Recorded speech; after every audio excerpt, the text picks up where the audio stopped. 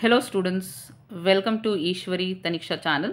So students, ನೀವೇನಾದರೂ MCC ಮತ್ತು KEA ದಲ್ಲಿ ಥರ್ಡ್ ರೌಂಡ್ ಕೌನ್ಸಿಲಿಂಗಲ್ಲಿ ಪಾರ್ಟಿಸಿಪೇಟ್ ಮಾಡಬೇಕು ಅಂತ ಇದ್ದರೆ ಒಂದ್ಸರಿ ಶೆಡ್ಯೂಲನ್ನು ನೋಡಿಕೊಂಡು ಅದರ ಪ್ರಕಾರ ನೀವು ಪ್ಲಾನಿಂಗ್ ಮಾಡ್ಕೋಬೇಕಾಗುತ್ತೆ.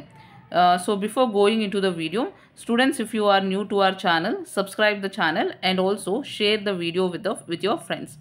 ಸೊ ಸ್ಟೂಡೆಂಟ್ಸ್ ಇಲ್ಲಿ ನೀವು ನೋಡ್ಬೋದು MCC ಡೀಟೇಲ್ ಶೆಡ್ಯೂಲನ್ನು ಕೊಟ್ಟಿದ್ದಾರೆ. ಸೊ ಥರ್ಡ್ ರೌಂಡ್ಗೆ ಒಂದು ಡೀಟೇಲ್ ಆದಂಥ ಶೆಡ್ಯೂಲನ್ನು ಕೊಟ್ಟಿದ್ದಾರೆ. ವೇರ್ಯಾಸ್ KEA ನೋಟಿಫಿಕೇಷನಲ್ಲಿ ನೀವು ನೋಡೋದಾದರೆ ಡೀಟೇಲ್ಡ್ ಶೆಡ್ಯೂಲ್ ಅಂತೂ ರಿಲೀಸ್ ಮಾಡಿಲ್ಲ, but 7th to 14th October option entry ಅಂತ ಕೊಟ್ಟಿದ್ದಾರೆ. ಅಂದರೆ ಅದೇ ಪೀರಿಯಡಲ್ಲೇ ನೀವು ಡೆಪಾಸಿಟ್ ಪೇ ಮಾಡಿ ನೀವು ಆಪ್ಷನ್ ಎಂಟ್ರಿ ಮಾಡ್ಬೋದು ಅಂತ ಕೊಟ್ಟಿದ್ದಾರೆ. ಸೊ ಅಕಾರ್ಡಿಂಗ್ ಟು ದಿಸ್ ನೀವೀಗ ಪ್ಲ್ಯಾನ್ ಮಾಡ್ಕೋಬೇಕಾಗುತ್ತೆ. ಯಾಕೆ ಅಂತಂದರೆ ಸೊ ಫಸ್ಟ್ ನೀವು ಇಲ್ಲಿ ನೋಡಿ ನೋಟಿಫಿಕೇಷನಲ್ಲಿ ಏನು ಕೊಟ್ಟಿದ್ದಾರೆ ಅಂತ. KEA ನೋಟಿಫಿಕೇಷನಲ್ಲಿ ಏನು ಕೊಟ್ಟಿದ್ದಾರೆ ಅಂತಂದರೆ, if allotted a seat in mop up round of all India counselling including counselling for deemed universities or central universities are not eligible for UG NEET 2024 mop up round being conducted by KEA. ಅಂದರೆ MCCಯಲ್ಲಿ third ರೌಂಡಲ್ಲಿ ನಿಮ್ಗೇನಾದ್ರು seat allot ಆದರೆ ನೀವು KEA third ರೌಂಡಲ್ಲಿ not eligible to participate ಅಂತ ಕೊಟ್ಟಿದ್ದಾರೆ. So ಅದಕ್ಕೇ ಸೊ ಶೆಡ್ಯೂಲನ್ನು ನೋಡಿಕೊಂಡು ನೀವು ಪ್ಲ್ಯಾನ್ ಮಾಡ್ಕೋಬೇಕಾಗುತ್ತೆ. So MCC third round schedule ನೀವು ನೋಡೋದಾದರೆ 3rd ಅಕ್ಟೋಬರಿಂದ 8th ಅಕ್ಟೋಬರ್ವರೆಗೂ ರಿಜಿಸ್ಟ್ರೇಷನ್, ಚಾಯ್ಸ್ ಫಿಲ್ಲಿಂಗ್ ಮತ್ತು ಚಾಯ್ಸ್ ಲಾಕಿಂಗ್ ಇರುತ್ತೆ. ಆಮೇಲೆ ರಿಸಲ್ಟ್ ನೀವು ನೋಡೋದಾದರೆ 11th ಅಕ್ಟೋಬರ್ ರಿಸಲ್ಟನ್ನು ಅನೌನ್ಸ್ ಮಾಡ್ತಾರೆ.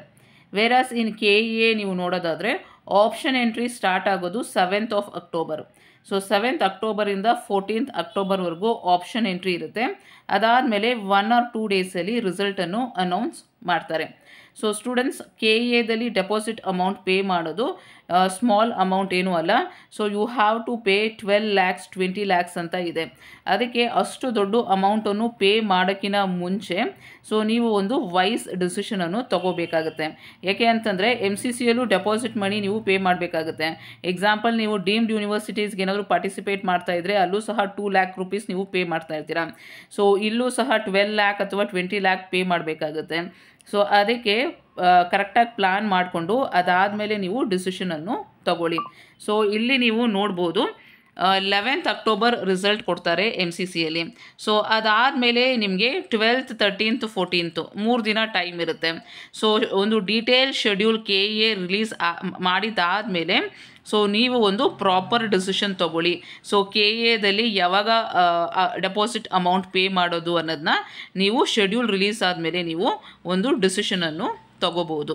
ಸೊ ಯಾಕೆ ಅಂತಂದರೆ ಆಫ್ಟರ್ 11th ನಿಮಗಿನ್ನ ಟೈಮ್ ಇರುತ್ತೆ, 3 days ಟೈಮ್ ಇರುತ್ತೆ. ನೀವು ಡೆಪಾಸಿಟ್ ಮನಿ ಪೇ ಮಾಡಿಬಿಟ್ಟು ಅದಾದಮೇಲೆ ಕೌನ್ಸಿಲಿಂಗಲ್ಲಿ ಸಹ ನೀವು ಪಾರ್ಟಿಸಿಪೇಟ್ ಮಾಡ್ಬೋದು. So I hope it is clear to you. I will meet you in the next video students. All the very best.